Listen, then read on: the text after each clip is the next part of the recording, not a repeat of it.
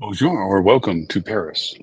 We are in a wonderful little courtyard by our hotel in the southern part of Paris at this moment. I'll be speaking in a little bit of an undertone just simply because we're in a public area, public courtyard, and I don't want to disturb others that are around me. But I did not want to miss the chance to have our show today. Show number 453 to be exact. So thank you so very much for joining our live show of This Week in Hospitality Marketing. Show 453. I'm your host, Lauren Gray. And to keep it concise to a time that I can get it uploaded and broadcasting and so forth, we'll keep this relatively pointed. And a lot of it relates to our traveling that we'll be experiencing for the next few weeks and months. As to the translation of what we do for marketing related to those that buy what we say. Our topic today is very specific to this past few days of my experiences, as they always tend to be, and that is requiring the full journey from marketing. So often, marketing is seen as only the role of gatherer, the responsibility to find and pursue and create the conversions and revenues, top line revenues that are necessary for our businesses, our hotels and restaurants to operate. And for the most part, that is very true. That is one of our ultimate, if not primary, responsibilities. But marketing is also, to be something we constantly refer to, is communication. Communicating correctly, communicating effectively, communicating honestly and truthfully. It's just not about selling something and then moving on, which I think sometimes we get caught up so much in the infatuation of production. Last week's conversation about ROAS and ROI and the myopic filter that it creates from looking at everything first through the revenue generation that it creates a distorted perspective of our responsibilities as marketers in hospitality. And to that end, requiring the full journey from marketing, I like to tell a little bit more about the entire arc associated with marketing. That it isn't just what we can do to drive business. It isn't just to convert people from the choices that they have to the choices we want them to make, but rather our means of communicating with them. So, in essence, we have 4 steps or 4 engagements that are more personified of the arc. We have the engagement, obviously, of getting people solicited for the conversion. That is our marketing goal of generating revenue. And of course, we want to retain them. We don't want them to change their mind or go someplace else from purchases and so forth. So we have a retention requirement, which is the pre-arrival. And then we go into the time of while they're with us. And then afterwards, we have the time of after their departure and the opportunity for us to re-engage with them for a variety of reasons, which we'll talk about, but more importantly, to develop a long-term lifetime value proposition with them, with us, so that they want to return to us because of us fulfilling everything that we sold them on, everything that we fulfilled that we had while they were with us. And the completion of that task is reaffirming with them that everything went according to what they had expected. So that full arc of marketing is what I'm talking about, requiring the full journey for marketing for us. So the idea of us selling something, we're going to kind of abbreviate that and just say we've accomplished our task. We have convinced people to purchase what we have offered, our room rates and so forth and so on. What's next? Well, if they have been a repeat guest, they have a little bit more of a familiarity of what to expect and a little bit more familiarity with what they're going to do. That communication is different than what we're about to talk to. What we're going to talk to first is the newness of having a new guest. This is a first-time stay. This is a first-time visit. There's a lot of uncertainties to what is to be expected versus the reality of what they experience. Now, brand excels at this particular moment because brand has a continuity to them associated with expectations. If you're at a full flag or a flagged business, there's an expectation of what that means, what amenities are available, the quality of the product, the serviceabilities, those things tend to be consistent. A very big responsibility of independent hotels or non-brand centric properties is to convey that confidence with the guest pre-arrival so as to ensure that they feel good, that they're not in jeopardy of having a disappointment or a lack of truth versus honesty. That is a key element of the communication. This usually gets handled strongest first in the pre-arrival process. The acknowledgement of their conversion, the thank you, the confirmation letter, obviously confirmation engagement, but also the follow-up of what brought them there. As marketers, we have a very good sense of large amounts of data associated with what enticed them to make the conversion that they did from our selective process of targeting and marketing and retargeting. We have a good sense of what their purposes of travel. And once booked, we also have a sense of who's coming with them. Is it a family? Is it a couple? Is it an individual? The duration of stay, we have a sense of what it is that they're going to be doing based on the time that they're going to be with us. Not always are we making assumptions about them, but by the same token, if there's somebody's going to be with us for 5 days, we have a longer engagement cycle with them than somebody that's in a one-night stay with us. For this reason, we have to quantify our content. For me, traveling here, Paris, we've been to Paris a few times, but always every time is different because every year is different. And also, too, our reasons or our durations are different. We stay in different parts of the city. We stay for different reasons when we're in the city. We have different goals when we're in the city. So a lot of the responsibility of the hotel that we're going to, from my idea of content, would be to share with us what is unique about what we're doing with them, what's eminently around us, what's eminently available to us, what is the transportation around us, what are better suggestions in the transportation around us. And also, this is a chance to ask questions. In the pre-arrival process, have you been to this location before? Have you been to our country before if it's international? If there's a lack of familiarity on those ends, then we know that there's additional content that can happen. Now, I'm going to take this to a domestic conversation that you're going to go to a resort and you've not been to this resort before. It's a beachfront resort, and you're looking forward to all the things you're going to do at a beachfront resort. You're going to be wanting to do the things that you should do at a beachfront resort. And one of the reasons why you picked this beachfront resort was because of the amenities that they had. Once there, there's an orientation that has to go on as to where is all these things located? What floor, if it's a multiple tier, or what areas, or how does it take for me to get there? What do you mean there's a shuttle to go to the beach because the beach is not in front, or is it the beach right in front? Is there a pool associated with it? Is there security as to allowing us to go into areas that only us are allowed to go into? The protocols and the logistics of being there should be one of the earliest communications that happen in the pre-arrival. Also, too, making them well aware of things that would be influencing their expectations. For instance, and this is a constant problem when it comes to spas located in resorts, there seems to be the belief that the spa will be readily available for whatever times you choose, only to be disappointed that once you get there that they didn't tell you that you really should have made your spa appointment as soon as you made your room reservation, or at least had the selections from it, because by now, having come to the property, there are no time slots available. So that amenity that may have been a big driving force in you coming to the resort is now scratched off, and disappointment comes from that. Or that the pool is a massive water park pool and it is not the peaceful retreat that you were looking for, quiet restitution next to the pool, but rather a conclave of kids sliding down wet slides and running around the pool and activities that they're having and bumping, thumping music. These little details, if not conveyed as content, can get into the realm of disappointment. Not everybody wants music around the pool. Not everybody wants kids around the pool. Just the reverse, everybody wants those things around the pool. Knowing what to expect and knowing how they're coming and what they're coming for helps mitigate the content that you're sharing with these people. It's very important that this happens early on, not as a surprise that has to be compensated for or a surprise that has to be counterbalanced for, but as a means of expectation of, I know the pool's going to be busy, but I'm not really going to be going to the pool because of that. I'm going to go to the pool to cool off. I'm really going to go to the beach and come back to the pool to cool off. Knowing what that is adds to the feeling of comfort. Okay. In my case, internationally traveling, knowing that there was a bus station across the street, because we travel by buses and trams and trains. We're in Paris because cars, my gosh, if anybody's ever traveled internationally, driving in other countries, as exciting as it sounds, is a logistics nightmare of not just getting around, but where to park, what to do. All of those things have a merit of value to them as to what to plan for. And largely, if there's in the background that is going on, again, we're in a common park. So with that in mind,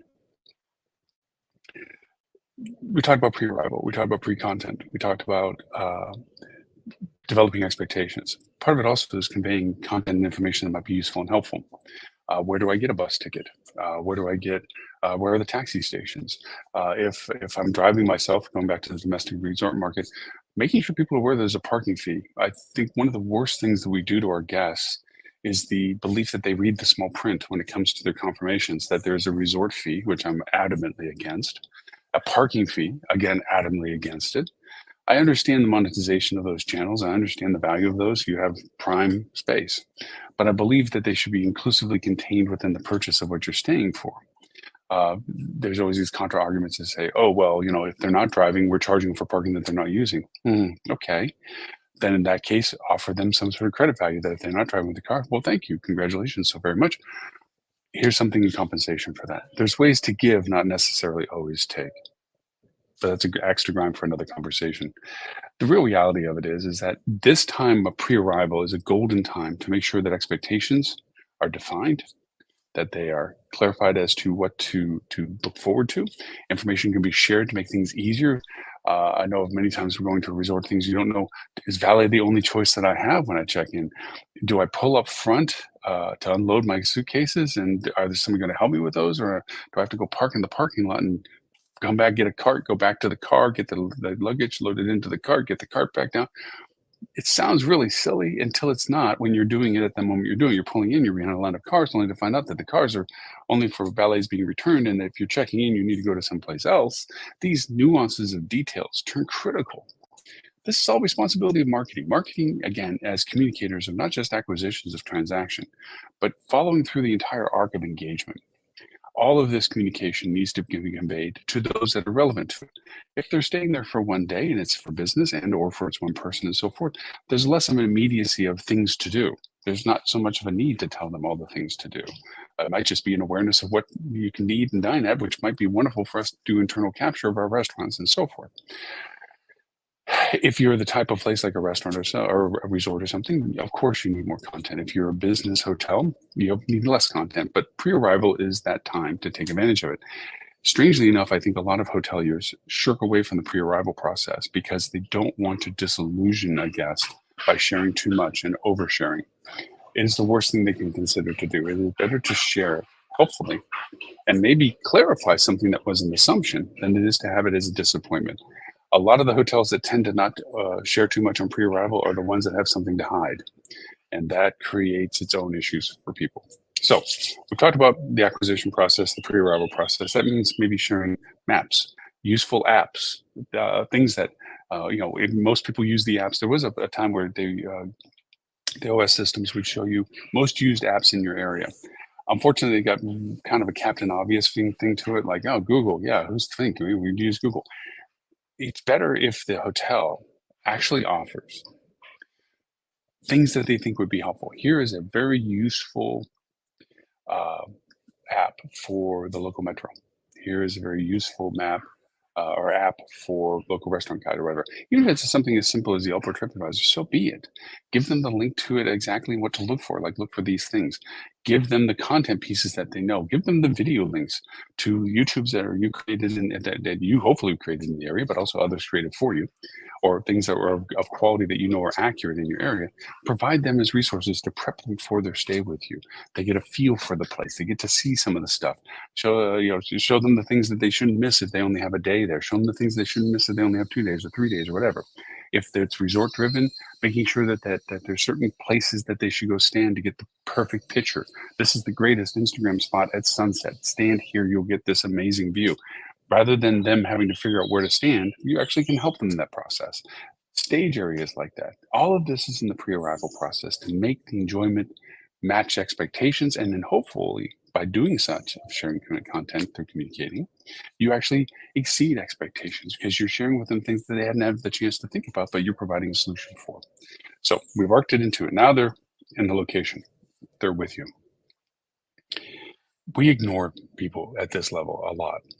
We feel that we're intrusive in communicating with them. Nobody wants an email. Nobody wants a text.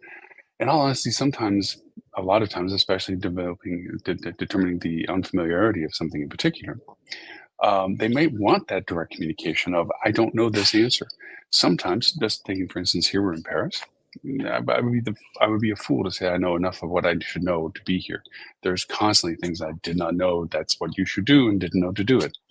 Having a liaison, that is available to you, that you can ask questions without it feeling like you're going past the line of civility, like, hey, contact us if you have a question.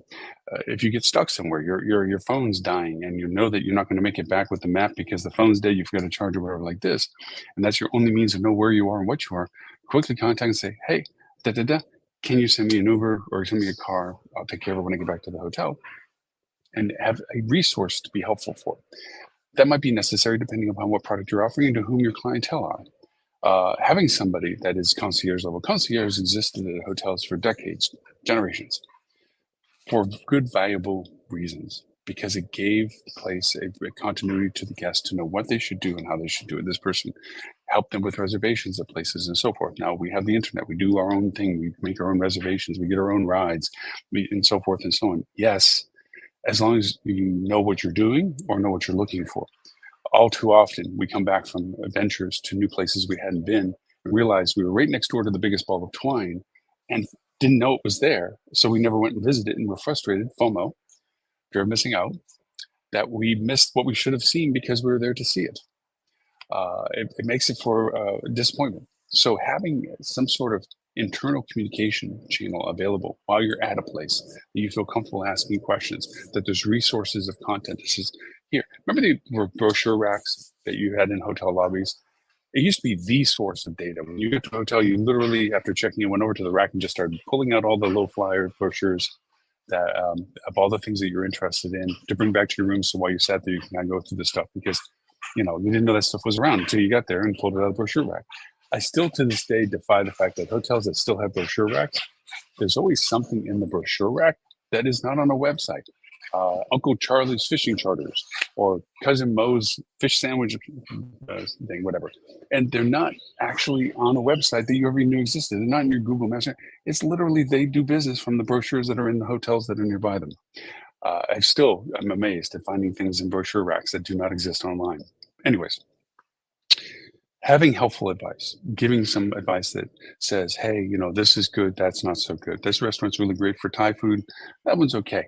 Now, yes, of course, in the world of truth and honesty, there are times that we know that people get compensated for their recommendations. Just go to Key West. It's amazing the recommendations based upon who gets credit for what they get paid for. They perfected the art, I think. But true and sincere, unbiased support where a person behind the front desk is actually genuinely helping, saying, oh, we have some great restaurants around here. We have a really excellent Thai restaurant here. We have a really excellent this restaurant. What are you in the mood for? And to be honest with them and saying, well, I don't know of any that I would recommend, or I don't know of any, I don't like that food, or so I can't give you a good recommendation.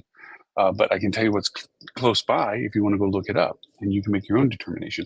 That honesty, that convenience of logistics of communication is a part of marketing because it's a part of what you sold the people to stay at your hotel with. So for that reason, having an ongoing dialogue with people at the property, not invasive. You're not bugging them every 2 seconds. How's your stay? Is there anything we can get for you? You're not that. You're allowing the guest to have a channel of communication with you. This is where a bot comes in handy.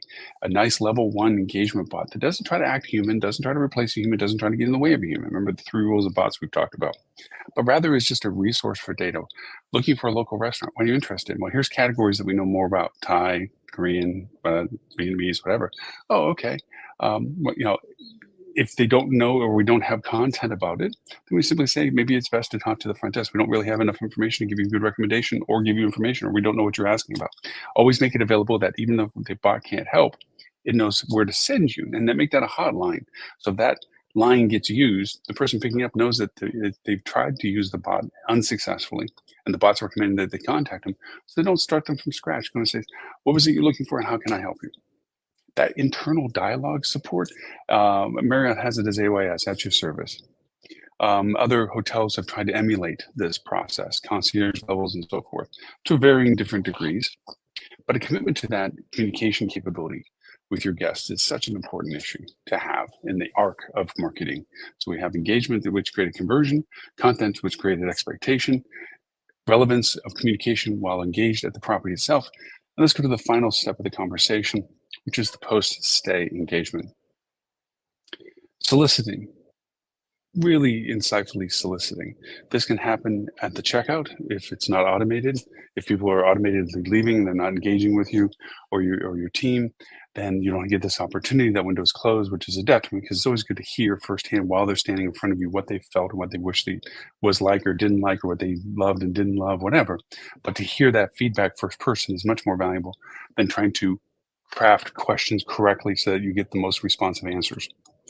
But just skipping to the fact that you're going to send out surveys, send it with a value. Don't send it because you're asking people whose time is valuable to give you information that benefits you, not them. So give them something for it. We would love to be able to give you this. Maybe even solicit them that while they're at your property, while you have them engaged, to say, by filling this out, I can give this to you right now. But and in good faith, we'll give it to you now. And it's a voucher. And we'll validate the voucher once you finish out the survey. We'll give you $50 off your next stay if you just take the time to honestly engage with our questions. We're not trying to slow you down at your checkout now. A lot of people are literally leaving because they're waiting to the last minute to leave. So they may not have the time to communicate one-on-one with you, but give them a value. See, here's the thing. You fill this out, okay? Here's your voucher to you. This is your personal voucher. And should you fill this survey out, we'll send you the voucher for future value. And it could be innocuous that if they're not coming back, well, I'm not coming back, so I don't need it. Great. Now, how about if we give you half that value in just a general card, American Express or something? We'll send you the card for you to do, or an Amazon gift card, or a Starbucks card, or whatever it is. Give them a value of appreciating the value of their time to have filled out the questionnaire. I would also recommend, because people will do blah, blah, blah on their questionnaires just to get the gift card, that you validate the questionnaires. Once we review your questionnaire and know that you had it filled out, we will send you what we promised. This lets people know that they're just not going to get it for free for doing nothing. If you're going to give it a valuable thing, then then they have to create the value from it. They're not going to get a $25 Starbucks card for putting BA scribbles, jibble letters and fill out all the little slots so that the quiz gets completed and they get sent their card. No, once it's submitted, it'll be reviewed and the card will be sent. That way they know if they screwed it up by sending the jibber in, they're not going to get anything for it. Legitimizing the communication, trusting both sides, but verifying the trust. But that's only the first stage of the post-stay. That engagement and solicitation of information from them, find out what it is that they enjoyed, what they wish they had known more about, things that they didn't realize until they got here. And these are the types of questions. What did you not realize was here until you got here? Nothing. Okay. And everything was meeting expectations. It's good for us. We didn't surprise you with anything. What things do you feel were less than expected? Category, things like that. And then asking them their feelings about, well, what friends of yours do you think, what would they like about if once you tell the stories of your adventures with us, what are the things you'll tell them? There's ways to ask questions that will solicit engagement rather than black and white simplistic stuff. Out of this process, the follow-up conversations with them will be the engagements of trying to determine when they would like to hear from you again, of what they would like to hear about again. Not everybody's going to come back again. You hope that they do. And if they do, you hope that they stay with you. But really, it's about how well you can convince them that the relationship is growing between you as an entity and them, so that they will feel more welcome the next time, more familiar the next time, more happiness the next time, because they feel that they're being taken care of and appreciated for being that repeat guest.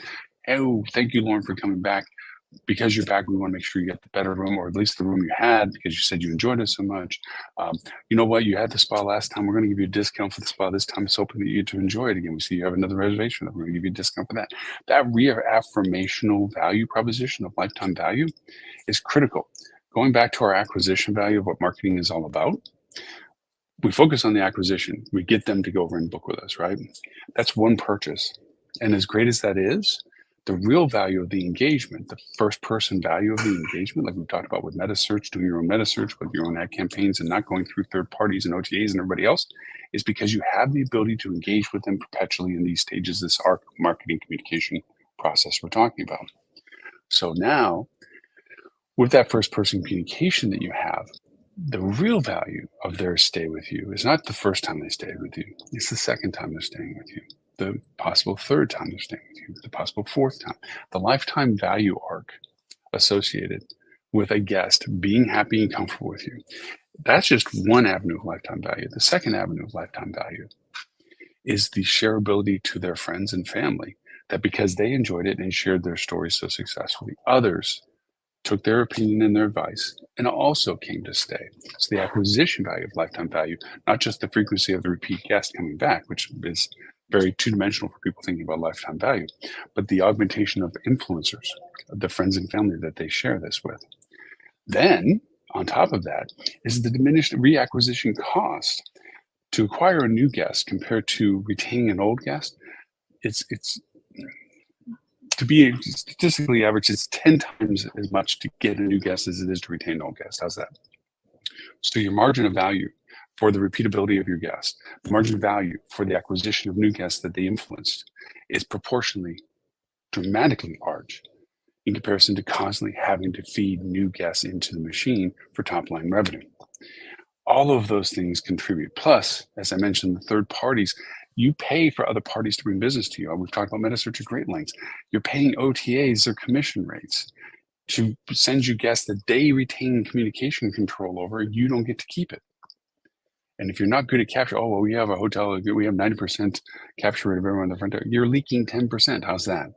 You're happily getting 9 out of 10 people. That's wonderful. The reality of it is if they book direct with you, you get 10 out of 10. So as successful as you think you are beating your chest that you're able to acquire people coming through on OTAs and getting them signed up with you, first off, there's a roughly 30% inaccurate data. People just scribble something in that doesn't really connect you to them. They just want you off their back by answering it. Like, hey, we'll give you $10 off your current stay if you give us your email. Yeah, okay. John Smith at johnsmith.com. Useless info.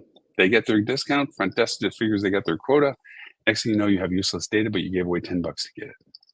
See it all the time. Authenticity, verification, trusting. So through all of that, the arc of communication with marketing, acquisition, pre-arrival, engagement, post-stay. That post-stay lifetime engagement proposition is our commitment requirement associated with marketing. That's the full journey of marketing, being able to provide the value propositions associated with all of it. So I think we've covered it to a good degree for the time that I wanted to spend with this. Again, welcome to Paris. We'll have more shows from here for the next week or two, I think. And then we're off to other places, which you'll see the announcements as we continue on.